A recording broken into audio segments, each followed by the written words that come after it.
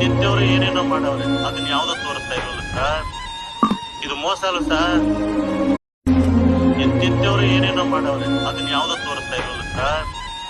ಇದು ಮೋಸ ಅಲ್ಲ ಸರ್. ಚಿಕ್ಕ ಮಕ್ಕಳಿಗೂ ಗೊತ್ತಾಗುತ್ತೆ ಸರ್ ಇದು ಮೋಸ. ಹೊಟ್ಟೆ ಹೊಟ್ಟೆ ಸಂಕಟ ಆಗ್ತದೆ ಸರ್. ಇವರೊಬ್ಬ ಅವನೇ ಮಾಡೇ ಮಾಡ್ತಾರೆ. ಇವತ್ತಿನ ನೋಡಿ ಡಬ್ಬಲ್. ನಾನು ಅಭಿಮಾನಿ, ಇವಾಗ ಅಭಿಮಾನಿ, ದರ್ಶನ್ ಅಭಿಮಾನಿ ಈಗ ಆಗ್ತದೆ.